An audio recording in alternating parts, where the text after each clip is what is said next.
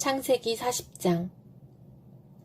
이런 일들이 있은 지 얼마 뒤에 이집트 왕에게 술잔을 올리는 시종장과 빵을 구워 올리는 시종장이 그들의 상전인 이집트 왕에게 잘못을 저지른 일이 있었다.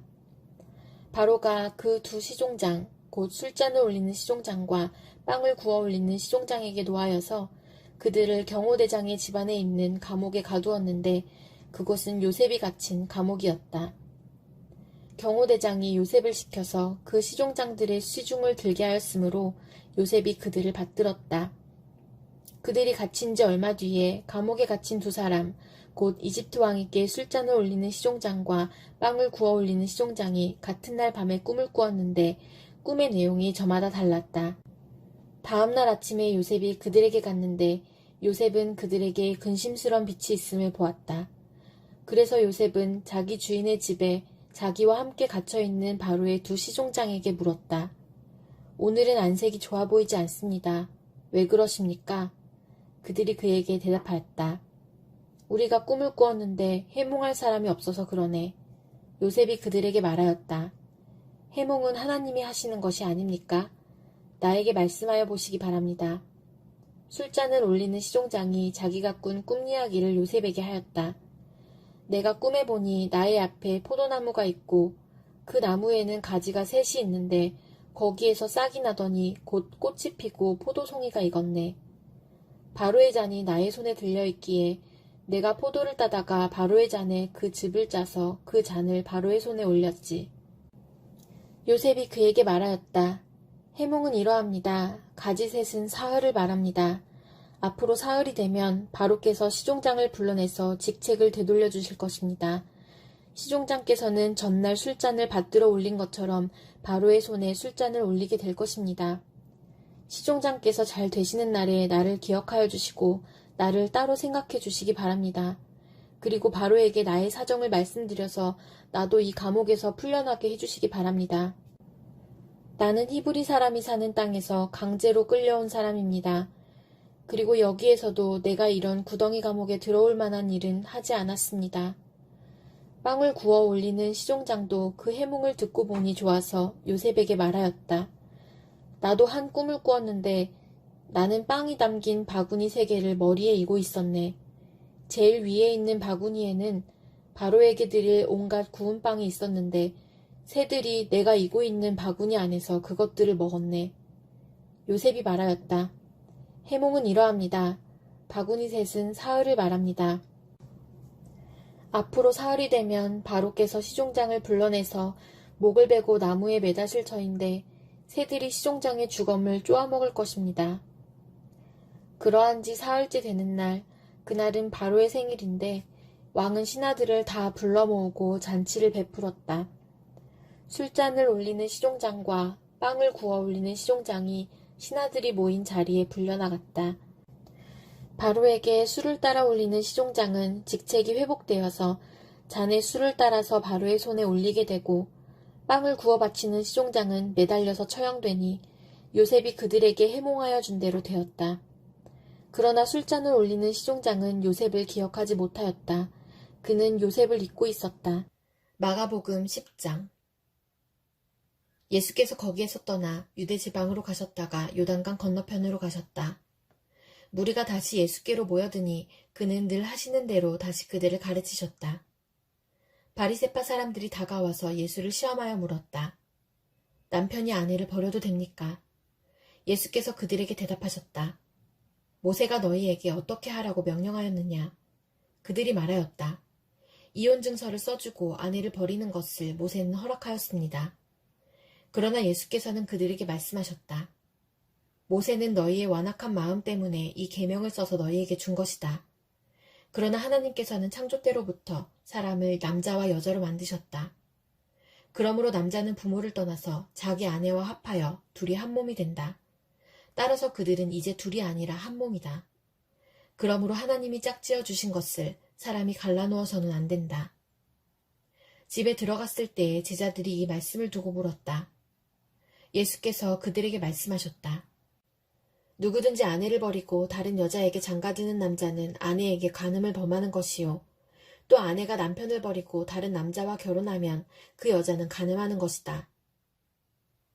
사람들이 어린이들을 예수께 데리고 와서 쓰다듬어 주시기를 바랐다.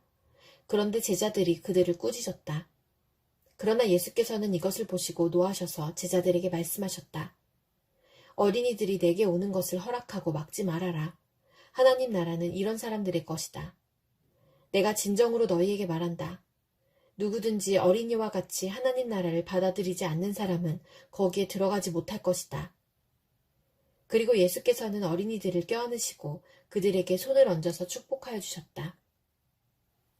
예수께서 길을 떠나시는데 한 사람이 달려와서 그 앞에 무릎을 꿇고 그에게 물었다.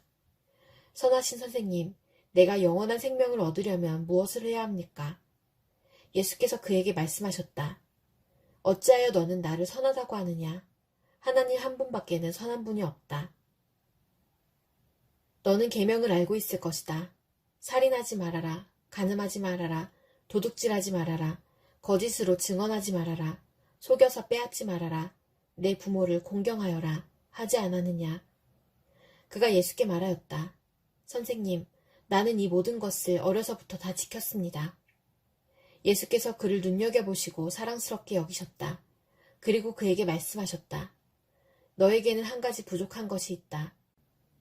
가서 내가 가진 것을 다 팔아서 가난한 사람들에게 주어라. 그리하면 내가 하늘에서 보화를 차지하게 될 것이다. 그리고 와서 나를 따라라. 그러나 그는 이 말씀 때문에 울상을 짓고 근심하면서 떠나갔다. 그에게는 재산이 많았기 때문이다. 예수께서 둘러보시고 제자들에게 말씀하셨다. 재산을 가진 사람은 하나님의 나라에 들어가기가 참으로 어렵다. 제자들은 그의 말씀에 놀랐다. 예수께서 다시 그들에게 말씀하셨다. 이 사람들아, 하나님의 나라에 들어가기는 참으로 어렵다. 부자가 하나님의 나라에 들어가는 것보다 낙타가 바늘귀로 지나가는 것이 더 쉽다. 제자들은 더욱 놀라서 그렇다면 누가 구원을 받을 수 있겠는가 하고 서로 말하였다. 예수께서 그들을 눈여겨보시고 말씀하셨다. 사람에게는 불가능하나 하나님께는 그렇지 않다. 하나님께는 모든 일이 가능하다. 베드로가 예수께 말씀드렸다. 보십시오. 우리는 모든 것을 버리고 선생님을 따라왔습니다. 예수께서 말씀하셨다. 내가 진정으로 너희에게 말한다.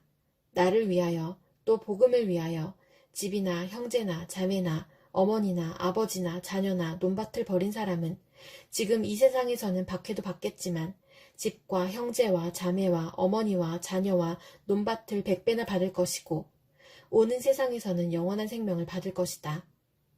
그러나 첫째가 꼴찌가 되고 꼴찌가 첫째가 되는 사람이 많을 것이다.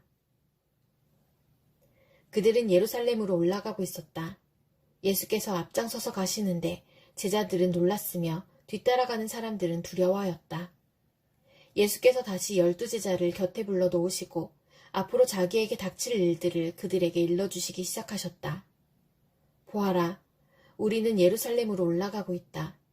인자가 대제사장들과 율법학자들에게 넘어갈 것이다. 그들은 인자에게 사형을 선고하고 이방 사람들에게 넘겨줄 것이다. 그리고 이방 사람들은 인자를 조롱하고 침뱉고 채찍질하고 죽일 것이다. 그러나 그는 사흘 후에 살아날 것이다. 세베대의 아들인 야고보와 요한이 예수께 다가와서 말하였다. 선생님, 우리가 요구하는 것은 무엇이든지 해주시기 바랍니다. 예수께서 그들에게 말씀하셨다. 너희는 내가 너희에게 무엇을 해주기를 바라느냐? 그들이 그에게 대답하였다. 선생님께서 영광을 받으실 때에 하나는 선생님의 오른쪽에 하나는 선생님의 왼쪽에 앉게 하여 주십시오. 예수께서 그들에게 말씀하셨다. 너희는 너희가 구하는 것이 무엇인지를 모르고 있다. 내가 마시는 잔을 너희가 마실 수 있고 내가 받는 세례를 너희가 받을 수 있느냐? 그들이 그에게 말하였다. 할 수 있습니다. 예수께서 그들에게 말씀하셨다. 내가 마시는 잔을 너희가 마시고 내가 받는 세례를 너희가 받을 것이다. 그러나 내 오른쪽과 내 왼쪽에 앉는 그 일은 내가 허락할 수 있는 일이 아니다. 정해놓으신 사람들에게 돌아갈 것이다. 그런데 10제자가 이것을 듣고 야고보와 요한에게 분개하였다. 그래서 예수께서는 그들을 곁에 불러놓고 그들에게 말씀하셨다. 너희가 아는 대로 이방 사람들을 다스린다고 자처하는 사람들은 백성들을 마구 내리누르고 고관들은 백성들에게 세도를 부린다. 그러나 너희끼리는 그렇게 해서는 안 된다. 너희 가운데서 누구든지 위대하게 되고자 하는 사람은 너희를 섬기는 사람이 되어야 하고 너희 가운데서 누구든지 으뜸이 되고자 하는 사람은 모든 사람의 종이 되어야 한다. 인자는 섬김을 받으러 온 것이 아니라 섬기러 왔으며 많은 사람을 구원하기 위하여 치를 몸값으로 자기 목숨을 내주러 왔다. 그들은 여리고에 갔다. 예수께서 제자들과 큰 무리와 함께 여리고를 떠나실 때에 디메오의 아들 바디메오라는 눈먼 거지가 길가에 앉아 있다가 나사렛 사람 예수가 지나가신다는 말을 듣고 다윗의 자손 예수님, 나를 불쌍히 여겨주십시오 하고 외치며 말하기 시작하였다. 그래서 많은 사람이 조용히 하라고 그를 꾸짖었으나 그는 더욱더 큰 소리로 외쳤다. 다윗의 자손님, 나를 불쌍히 여겨주십시오. 예수께서 걸음을 멈추시고 그를 불러오라고 말씀하셨다. 그리하여 그들은 그 눈먼 사람을 불러서 그에게 말하였다. 용기를 내어 일어나시오. 예수께서 당신을 부르시오. 그는 자기의 겉옷을 벗어 던지고 벌떡 일어나서 예수께로 왔다. 예수께서 그에게 말씀하셨다. 내가 너에게 무엇을 하여 주기를 바라느냐? 그 눈먼 사람이 예수께 말하였다. 선생님, 내가 다시 볼 수 있게 하여 주십시오. 예수께서 그에게 말씀하셨다. 가거라, 내 믿음이 너를 구원하였다. 그러자 그 눈먼 사람은 곧 다시 보게 되었다. 그리고 그는 예수가 가시는 길을 따라 나섰다. 욥기 6장. 욥이 대답하였다.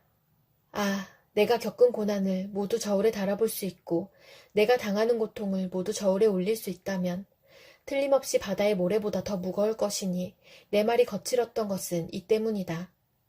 전능하신 분께서 나를 관역으로 삼고 화살을 쏘시니 내 영혼이 그 독을 빤다.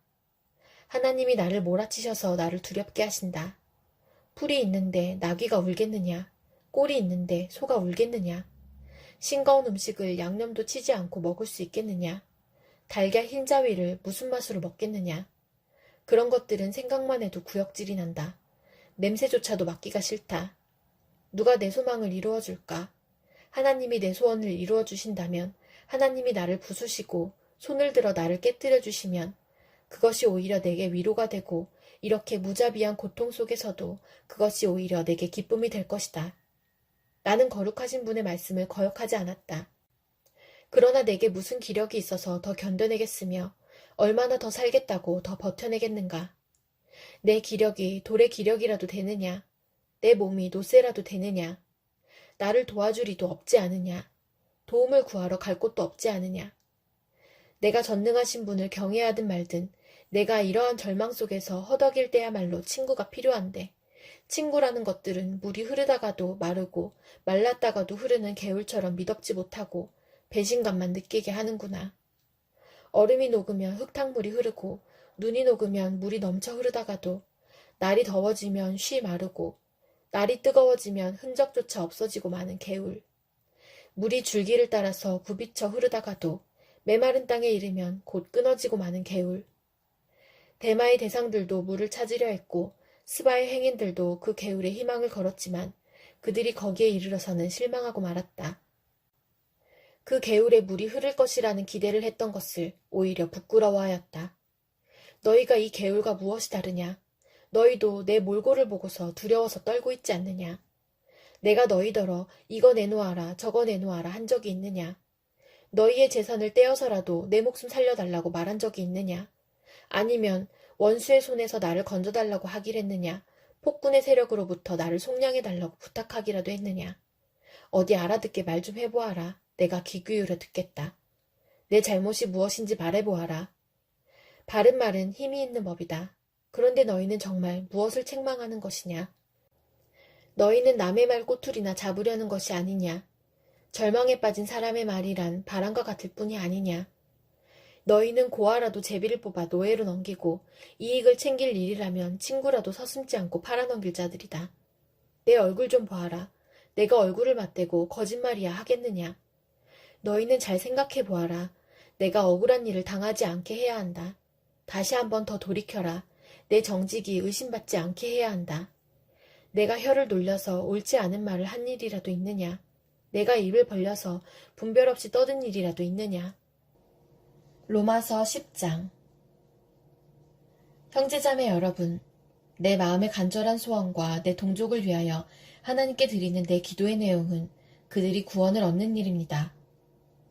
나는 증언합니다. 그들은 하나님을 섬기는 데 열성이 있습니다. 그러나 그 열성은 올바른 지식에서 생긴 것이 아닙니다. 그들은 하나님의 의를 알지 못하고 자기 자신들의 의를 세우려고 힘을 씀으로써 하나님의 의에는 복종하지 않게 되었습니다. 그러므로 그리스도는 율법의 끝마침이 되셔서 모든 믿는 사람에게 의가 되어주셨습니다. 모세는 율법에 근거한 의를 두고 기록하기를 율법을 행한 사람은 그것으로 살 것이다 하였습니다. 그러나 믿음에 근거한 의를 두고는 이렇게 말합니다. 너는 마음속으로 누가 하늘에 올라갈 것이냐 하고 말하지 말아라. 그것은 그리스도를 끌어내리는 것입니다. 또 누가 지옥에 내려갈 것이냐 하고 말하지도 말아라. 그것은 그리스도를 죽은 사람들 가운데서 끌어올리는 것입니다. 그러면 그것은 무엇을 뜻합니까? 하나님의 말씀은 내게 가까이 있다. 내 입에 있고 내 마음에 있다 하는 말씀이 있습니다. 이것은 우리가 전파하는 믿음의 말씀입니다. 당신이 만일 예수는 주님이라고 입으로 고백하고 하나님께서 그를 죽은 사람들 가운데서 살리신 것을 마음으로 믿으면 구원을 얻을 것입니다. 사람은 마음으로 믿어서 의에 이르고 입으로 고백해서 구원에 이르게 됩니다. 성경은 그를 믿는 사람은 누구나 부끄러움을 당하지 않을 것이다 하고 말합니다. 유대 사람이나 그리스 사람이나 차별이 없습니다. 그는 모든 사람에게 똑같이 주님이 되어주시고 그를 부르는 모든 사람에게 풍성한 은혜를 내려주십니다. 주님의 이름을 부르는 사람은 누구든지 구원을 얻을 것입니다. 그런데 사람들은 자기들이 믿은 적이 없는 분을 어떻게 부를 수 있겠습니까? 또 들은 적이 없는 분을 어떻게 믿을 수 있겠습니까? 선포하는 사람이 없으면 어떻게 들을 수 있겠습니까? 보내심을 받지 않았는데 어떻게 선포할 수 있겠습니까? 성경에 기록한 바 기쁜 소식을 전하는 이들의 발걸음이 얼마나 아름다우냐 한 것과 같습니다. 그러나 모든 사람이 다 복음에 순종한 것은 아닙니다. 이사야는 주님, 우리가 전하는 소식을 누가 믿었습니까? 하고 말하였습니다. 그러므로 믿음은 들음에서 생기고 들음은 그리스도를 전하는 말씀에서 비롯됩니다. 그러면 내가 묻습니다. 그들은 들은 일이 없습니까? 물론 그렇지 않습니다. 성경 말씀에 그들의 목소리가 온 땅에 퍼지고 그들의 말이 땅끝까지 퍼졌다 하였습니다. 내가 다시 묻습니다. 이스라엘이 알지 못하였습니까? 이에 대하여 하나님께서 먼저 모세를 통하여 이렇게 말씀하셨습니다. 나는 내 백성이 아닌 사람들로 너희의 질투심을 일으키고 미련한 백성들로 너희의 분노를 자아내겠다. 또한 이사야는 매우 담대하게 이렇게 말씀을 전하였습니다. 나를 찾지 않는 사람들을 내가 만나주고 나를 구하지 않는 사람들에게 내가 나타났다. 또한 이사야는 하나님께서 이스라엘을 보고 복종하지 않고 거역하는 백성에게 나는 온종일 내 손을 내밀었다 하신 말씀을 선포하였습니다.